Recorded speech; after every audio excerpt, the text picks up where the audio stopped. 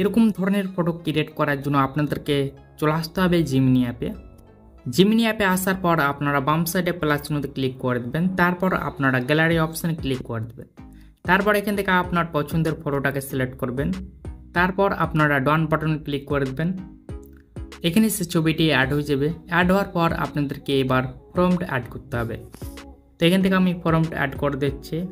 এই ফর্মটি পেয়ে যাবেন আমার ভিডিওর মধ্যে। আপনারা স্ক্রিনশট করে গুগলের সাহায্যে আপনারা কপি করে নেবেন। তারপর এখানে আপনারা সেন্ড বাটনে ক্লিক করে সেটাকে সেন্ড করে দেবেন। এখানে আপনারা দেখতে পেলেন খুব সুন্দরভাবে ছবিটাকে ক্রিয়েট করে দিল। তো এটাকে সেভ করার জন্য আপনারা অ্যারো অপশানে ক্লিক করে দেবেন, দেখবেন অটোমেটিক্যালি সেই ফটোটা ডাউনলোড হয়ে যাবে।